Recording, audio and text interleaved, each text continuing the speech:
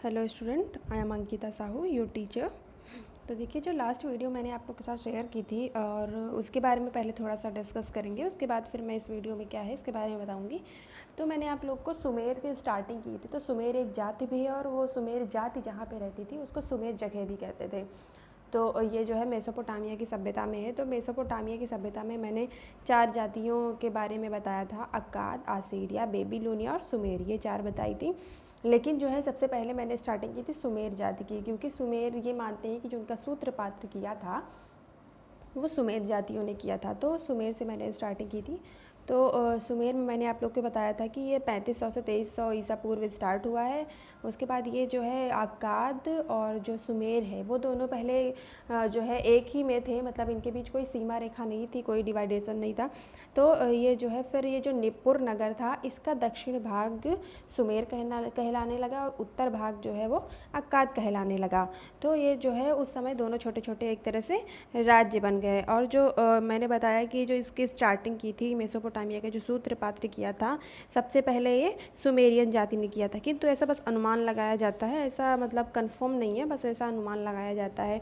उसके बाद मैंने आप लोग को बताया था कि इसमें जो है सेमाइट नाम की एक जातियाँ भी थी और उस पर जो है आक्रमण करके हम्मुराबी ने अक्काद और सुमेर को अपना पूरा वहाँ पे अधिकार स्थापित कर लिया था। तो ये जो है वहाँ का स्वामी कहा जाने लग गया था। कहाँ का? सुमेर और अक्काद का स्वामी कहा जाने लग गया था। नेक्स्ट आपको मैंने चित्रलिपि के बारे में बताया था कि इनकी जो लिपियाँ थी, इनकी जो लिखावट थी, जो ये लोग मिट्टी की पट्टियों पर लिखते थे, इसका पूरा प्रोसेस भी बताया था। और मैंने बताया था कि ये जो है दासियों को बनाते थे पट्टियों पर। जो क्यों बनाते थे? क्योंकि ये पहाड़ों से दासियाँ लाते थे, तो दासियाँ बनाते थे, उसके बाद उस पर लिखते भी थे, उनके जो उनके बारे में होता था वो चीज़ें लिखते भी थे। तो उनको जो है ये आइडियोग्राफ कहते थे। ऐसी लिपियों को जिसमें दासियों को बना के लिखते थे उनको जो है आइडियोग्राफ भी कहते थे। और जो चीज़ें जैसे मान लीजिए किसान बनाया, उसके साथ हल बना दिया, तो ऐसी चीज़ों को ये लोग पिक्टोग्राफ कहते थे। तो ये क्या करते थे? मिट्टी की पट्टियों पर लिखते थे और उसमें जो है खरोच खरोच कर लिखा जाता था।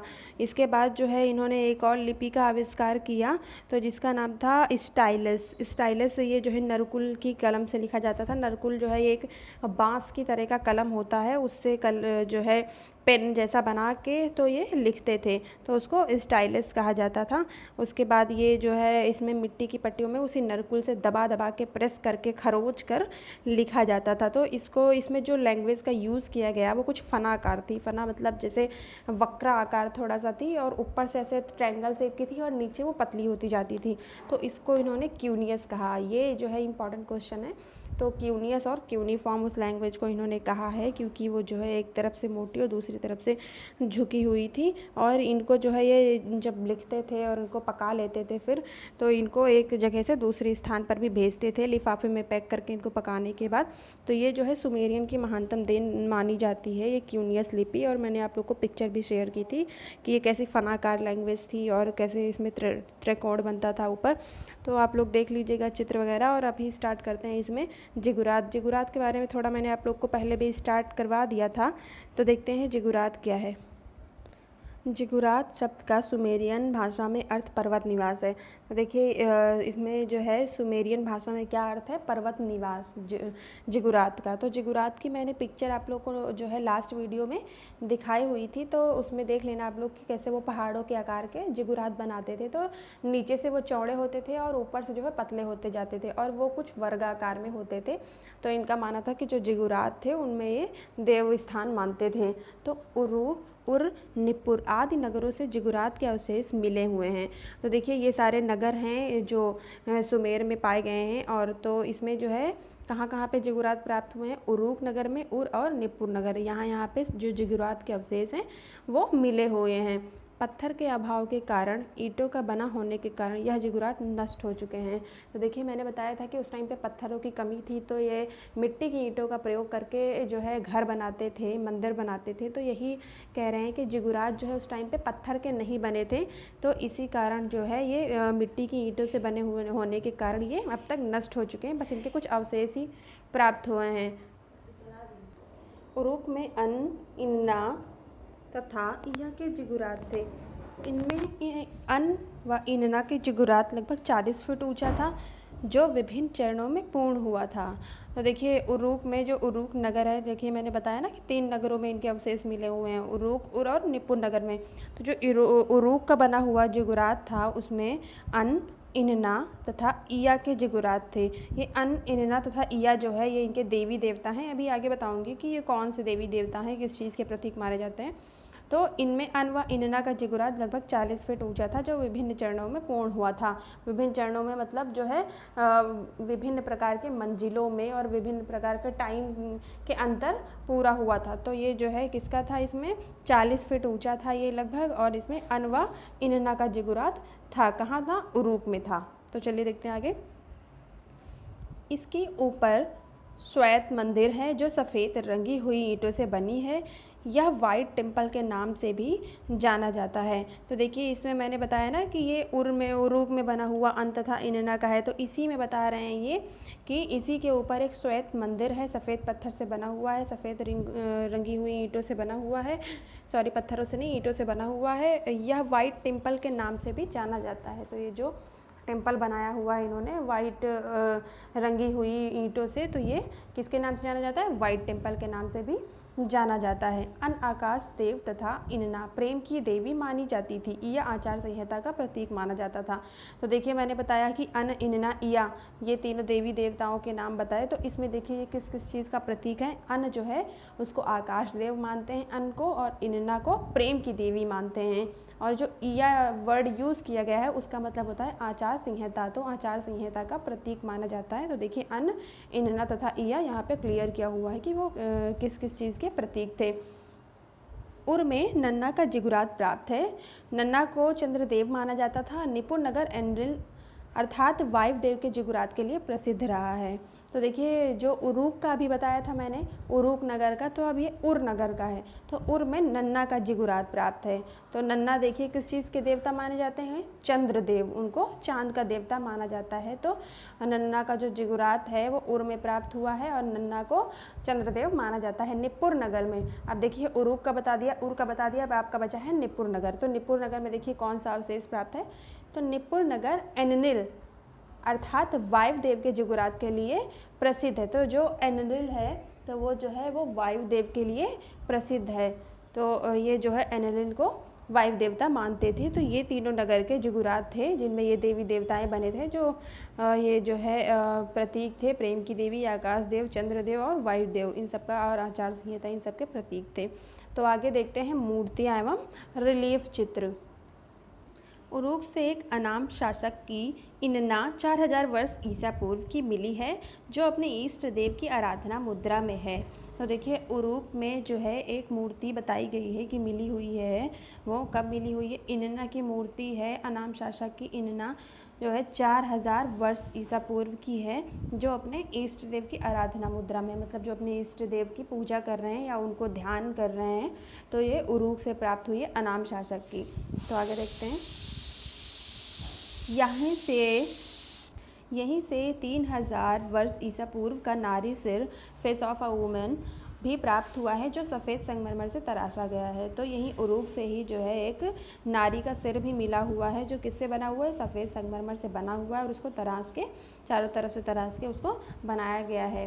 तो ये जो है देखते हैं किस चीज़ का प्रतीक है। जो नारी का सिर है यह संभवतः देवी इनना का मुख है। इनकी आंखें रंग से भरी गई हैं, जो कला का श्रेष्ठ उदाहरण मानी गई हैं। तो देखिए ये जो मूर्ति बताई मैंने कि 3000 वर्ष ईसा पूर्व मिली हुई है, नारी का सिर मिला हुआ है, सफ़ेद संगमरमर से बना हुआ, तो ये किसकी है? देवी इनना की मुख की मूर्ति है। और इनकी आंखें कैसी बनाई गई है? रंग भरी बनाई गई हैं, मतलब इनमें रंगों का प्रयोग हुआ है आँखों में, जो कला का श्रेष्ठ उदाहरण है। तो ये जो मूर्ति बनी हुई है सफ़ेद संगमरमर से, ये मुख्य कला का उदाहरण मानी जाती है, क्योंकि इसमें रंगों का प्रयोग भी किया गया है। उरूक से ही बेलनाकार 3 फीट ऊंचा पात्र प्राप्त हुआ है, जिस पर देवी इनना के सम्मान में तर्पण करने का दृश्य अंकित है। तो देखिए ये उरूक में ही एक बेलनाकार 3 फीट ऊंचा पात्र प्राप्त हुआ है, 3 फीट ऊंचा एक बर्तन मिला हुआ है उरूक में, जिस पर जो है देवी इनना के सम्मान में तर्पण, देवी इनना जो थी उनके सम्मान के तर्पण के लिए वो दृश्य अंकित किया गया है। तो इनना मैंने बताया था कि ये प्रेम की देवी हैं, तो इनका जो चित्र मिला हुआ है उनको सम्मान का तर्पण मतलब एक जो जल देना होता है उनके सम्मान में, तो वही बताया गया है कि तर्पण मतलब जल देना, जलदान करना। तो उनका एक दृश्य मिला हुआ है। इस चित्र में सबसे नीचे खजूर के वृक्ष तथा जौ की ब्यालियाँ अंकित है। देखिए ये जो चित्र मिला हुआ है इनना का पात्र पे, तो उसके बारे में बता रहे हैं कि इस चित्र में सबसे नीचे जो भाग है, जो पार्ट है उसका, उस पर खजूर के वृक्ष बने हुए हैं और जौ की बालियाँ बनी हुई। जौ मतलब ओट्स होता है, तो इसमें खजूर के वृक्ष और जौ की बालियाँ बनी हुई हैं इस चित्र में। इसके पश्चात नर व मादा की पंक्ति है। तीसरी पंक्ति में नग्न आराधक फलों व अन्य समर्पण सामग्री की प्रक्रिया लिए हुए हैं। तो देखिए ये जो जौ और खजूर के बाद जो चीज़ मिले हुए हैं उसमें दूसरी जो पंक्ति है तो वो कौन सी है, नर व मादा की, मतलब आदमी और औरतों की एक पंक्तियाँ बनी हुई है। तीसरी पंक्ति जो बनी हुई है उसमें नग्न आराधक, जो उनके जो है आराधक हैं, जो उन पर विश्वास करते हैं, उनकी भी पंक्तियाँ बनी हुई है और उनको नग्न दिखाया गया है। तो ये फलों के साथ साथ उनके हाथों में अन्य सामग्री भी है जो वो समर्पण कर रहे हैं, मतलब वो दान में दे रहे हैं। किसके लिए दे रहे हैं, किसके सम्मान में दे रहे हैं, ये इनना जो प्रेम की देवी है उनके सम्मान में दे रहे हैं। अंतिम दृश्य में एक पुजारी से नारी भेंट ले रही है। तो जो इस पात्र का जो बेलनाकार प्राप्त हुआ है 3 फीट का, उसमें जो लास्ट जो चित्र बनाया हुआ है, अंतिम जो दृश्य बनाया गया है वो एक पुजारी का बनाया गया हुआ है जिससे नारी भेंट ले रही है। पुजारी जो है वो नारी को भेंट कर रहा है। तो इसमें कुल मिला के ये बनाया गया है कि जो प्रेम की देवी इनना है उनको उनके सम्मान का चित्र बनाया गया है कि उनके सम्मान में वो कैसे जो है दूसरों को भोजन प्रदान कर रहे हैं, किस समर्पण कर रहे हैं कुछ चीज़ों का। तो ये चीज़ें इसमें आराधक जो है वो कैसे फल ले जाते हुए बनाए गए हैं, तो ये चीज़ें इसमें बनाई गई हैं। तो इसमें जो है देखिए नारी की आकृतियाँ प्राप्त हैं जो इनना देवी की ही है, ठीक है। तो इसमें जो है ऐसा विचार किया जाता है कि उरूक में जो है वो इनना देवी को ही माना जाता था। तो इस पे जो रिलीफ मूर्तियाँ बनाई गई हैं वो इनना देवी की ही बनाई गई हैं। तो चलिए देखते हैं, ये जो आपको मैंने चित्र का अभी वर्णन किया कि ये 3 फीट का पात्र है बेलनाकार, इसमें इनना देवी बनाई गई हैं उनके सम्मान तर्पण के लिए। तो इसका चित्र देखते हैं। अब इसके बारे में डिटेलिंग मैंने आप लोग को बता दी, तो चलिए चित्र देखते हैं। ये है आपका चित्र जो उरूक से प्राप्त हुआ है। तो यहाँ पे देखिए ऊपर के साइड में दिखाया गया है कि नर व मादा हैं जो है वो समर्पण कर रहे हैं चीज़ों को। और उसके बाद ये सेकंड लाइन में देखिए, सेकंड लाइन में ये नग्न आराधक हैं जो चीज़ों को, फलों को और अन्य चीज़ों को हाथों में लिए हुए चले जा रहे हैं। और ये थर्ड लाइन में जो है इसमें कुछ भेड़ी बनाई गई हैं और नीचे के साइड इसमें अच्छे से ये दिखाई नहीं पड़ रहा क्योंकि ये पात्र जो है पूरी तरह से सुरक्षित नहीं है, अब ये टूट गया है, बस उसके कुछ अवशेष ही प्राप्त हुए हैं। तो यहाँ देखिए ये नीचे के साइड पे जो है वो जौ की बालियाँ बनाई गई हैं और खजूर के वृक्ष भी बनाए गए हैं जो इसमें अच्छी तरह से प्रतीत नहीं हो रहे हैं। तो ये जो है इनना देवी का जो बना हुआ, इनना देवी के समर्पण में, तर्पण में जो सम्मान में बनाए गए चित्र हैं वो कुछ इस प्रकार हैं जो उरूक से प्राप्त हुए हैं। और ये मरण पात्र था, मतलब ये मिट्टी का बना हुआ जो है पात्र था और ये कब मिला हुआ था, 3000 ईसा पूर्व प्राप्त हुआ है। तो ये सारी डिटेल मैंने आप लोग को नीचे यहाँ पे दे दी है और ये यहाँ पे चित्र दिखा दिया है आप लोग को। तो ये अच्छे से आप लोग तैयार कर लीजिएगा। उसके बाद जो है मैं आप लोग को इसके और शेष नेक्स्ट वीडियो में दिखाऊंगी कि कैसे पटेसी गुड़ी का जो चित्र है वो प्राप्त हुआ है, जो कि बहुत ही फेमस माना जाता है। और इसमें जो है कैसे सैनिकों के चित्र बनाए गए हैं, लेपिस लाजुली पत्थर का कैसे यूज़ किया गया है और उर से जो एक हिगॉट मूर्ति प्राप्त है, उन सब चीज़ों के बारे में जो है मैं आप लोग को बताऊंगी। उसके बाद जो है उसके चित्रण भी दिखाऊंगी और इसमें जो बताया मैंने पटेसी गुड़ी का, उसका चित्र भी दिखाऊंगी। क्योंकि यहाँ पे जो है मैंने बताया कि क्यूनियस फॉर्म यूज़ किया जाता था, क्यूनिफॉर्म यूज़ किया जाता था यहाँ पे। कहाँ पे, सुमेर की ये लिपि थी क्यूनिफॉर्म। उनकी और भी लिपियाँ थी लेकिन जो उन्होंने बाद में लेटेस्ट लिपि का आविष्कार किया वो क्यूनिफॉर्म ही थी। उसके पहले उन्होंने पिक्टोग्राफ, आइडियोग्राफ, ये सारी चीज़ों का यूज़ किया था इन सारी लिपियों का। लेकिन जो क्यूनिफॉर्म है उनकी वो लास्ट लिपि थी और उसका ही यूज़ ये लोग करने लग गए थे। तो कैसे वो मूर्तियों पर भी उन लिपियों को जो है दिखाते थे, दर्शाते थे। तो ये सारी चीज़ें मैं आप लोग को नेक्स्ट वीडियो में बताऊंगी। उसके बाद आपका जो नेक्स्ट है अक्काद वो स्टार्ट हो जाएगा, फिर उसके बारे में हम पढ़ेंगे। तो आगे जो है और भी जिगुरात प्राप्त हुए हैं, तो आगे भी आप लोग को जिगुरात पढ़ना ही है, तो ये जिगुरात अच्छे से याद कर लीजिएगा जो इस वाले वीडियो में मैंने आप लोग को बताया हुआ है। तो चलिए अब आगे जो है नेक्स्ट वीडियो में बताऊंगी मैं आप लोग को सारी चीज़ें। तो इस वीडियो से रिलेटेड अगर आपको कोई भी जो है कन्फ्यूज़न हो या फिर कोई क्वेश्चन हो तो मुझे मैसेज करें। Thank you.